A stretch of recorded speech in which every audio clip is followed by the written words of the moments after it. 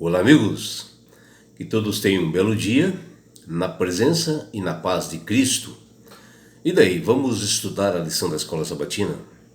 E hoje, segunda-feira, 16 de maio, a lição 8, ela tem como título Deus proverá. O capítulo 22 de Gênesis, ele é um dos capítulos mais notáveis das Sagradas Escrituras, porque é aqui que aparece pela primeira vez uma solicitação de Deus para um sacrifício humano, e que é mencionado nesse capítulo 22. E nele nós vemos assim uma demonstração, uma figura do sacrifício de Cristo que aconteceria muitos anos depois, que ele faria para resgatar a humanidade. E assim, né, como Deus assim, pôs Abraão à prova, também nossa fé e paciência, elas são provadas assim, resultando assim, em perseverança. E aparece ali no livro de Tiago, no seu capítulo 1, versículo 2. Todavia, Deus a ninguém tenta para o mal. A própria Bíblia fala, que também está lá em Tiago, no seu capítulo 1, versículo 33. Tiago, capítulo 1, versículo 13. O que nos faz indagar, por que então Deus, mandou Abraão sacrificar o próprio filho? Bom, Deus queria que Abraão provasse a sua fé e que ele fosse assim, como exemplo para a sua descendência. Deus, no momento que Abraão assim, estava disposto assim, a sacrificar seu único filho, Isaque, né? Ele reconhece ali a fé revelada por Abraão, a determinação, né? A obediência de Abraão, principalmente quando seu filho pergunta aonde está o cordeiro, e viu que sua salvação ela era autêntica. E Deus ainda nas Sagradas Escrituras diz: não me negou seu filho, seu único filho, que está lá em Gênesis, no capítulo 22, versículo 12. E é de fato assim, né, um indicador que Deus, assim, para salvar a humanidade, incluindo Abraão, Isaque, toda a humanidade, conforme Paulo, né, exclamaria um pouco mais tarde, né, que Paulo fala, ó, aquele que não poupou seu próprio filho, mas entregou por todos nós, como não nos dará juntamente com ele e de graça todas as coisas? Ele faz uma pergunta, né, que está lá em Romanos 8:32. E agora, nesse livro de Gênesis, né, no seu capítulo 22, versículos 13 e 14, vem o alívio, né, de Abraão.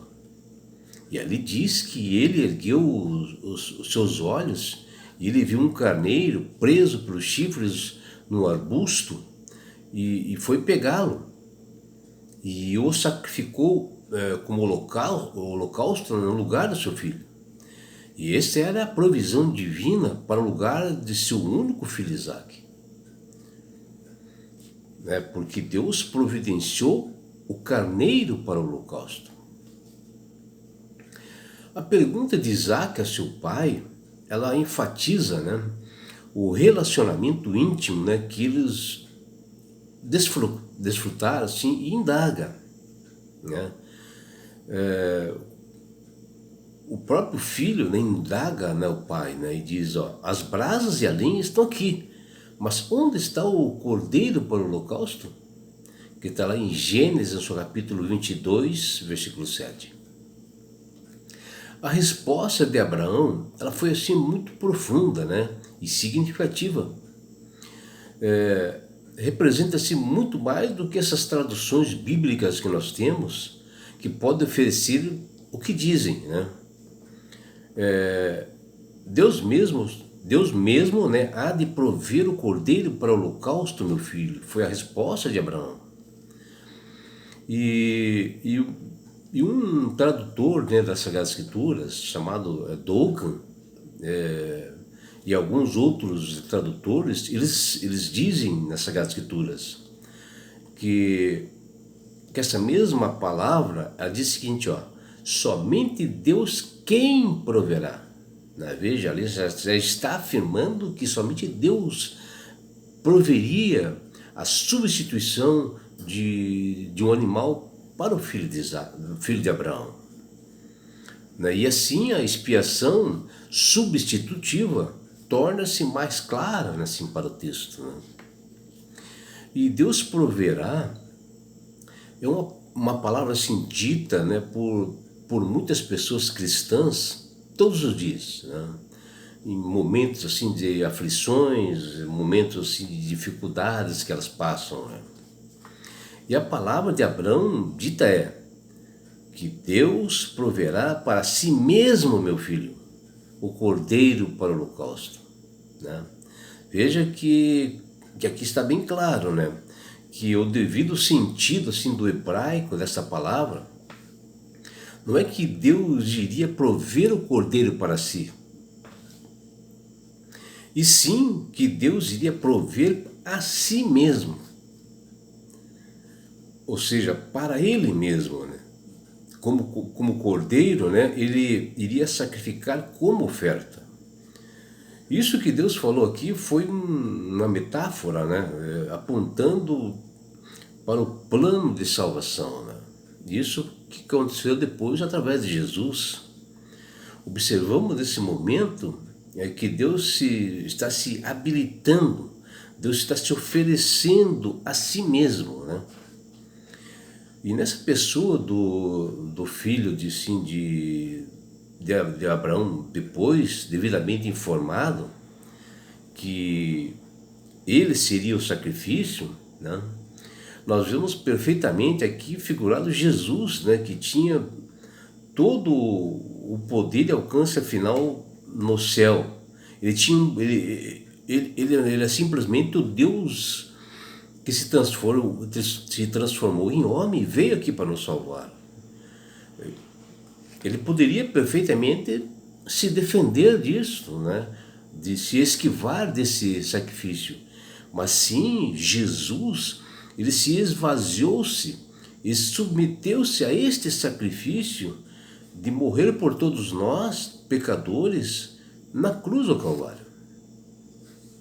E este cenário do Monte Moriá, com toda a afirmação que está bem clara aqui nas Sagradas Escrituras, ela foi contemplada no céu por milhares de anjos, com alegria e espanto de observarem que Abraão e Isaque, eles enxergaram e compreenderam que como seria o Filho de Deus, né, como sacrifício para a humanidade, séculos depois. Né?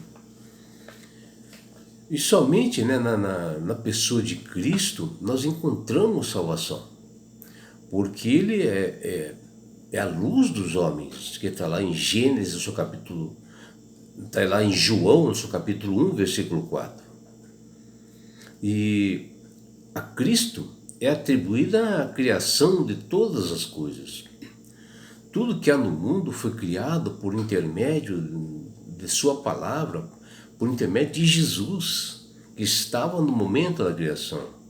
Até a providência, né, do cordeiro substitutivo para a vida de Isaque, ele providenciou, sabe, misteriosamente, né, apareceu um cordeiro, né, no arbusto. E cada dia da gênese dos céus, né, e da terra, que está lá no livro de Gênesis, no capítulo 2, versículo 4, a voz do verbo ordenava que tudo surgia no momento da criação. Através do seu poder surgia, né? O amor que não nos é assim implícito assim, é derramado em nosso coração, em todas as pessoas, e não o amor que o mundo julga ter, né? Que hoje eles diferenciam que é o amor. O momento em que Deus providencia um cordeiro para o lugar de Isaac, ali está provado que é amor, né? É o Deus fazendo uma substituição, né? Para aliviar o sofrimento de Abraão, para provar que ele é Deus, né? E o próprio livro de Romanos, no seu capítulo 5 versículo 5 ele diz, né, que o amor que não nos é implícito é derramado em nosso coração, e não o amor que o mundo julga ter, e sim o amor dos dons, né? Ou seja, o amor divino. Aquele que foi confirmado, né, que foi provado na cruz do Calvário, Jesus que tem morrido por nós, ainda pecadores, né? Isto é o verdadeiro amor. Isso, amor por uma humanidade pecadora. Isso foi Jesus. E aparece também lá em Romanos, no capítulo 5 versículo 8.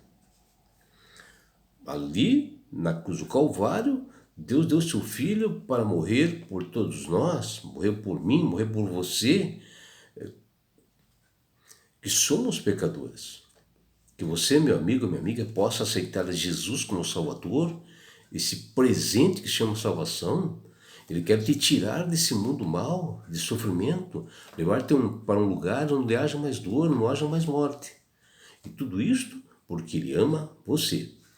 Abraços do seu amigo João Carlos Amorim.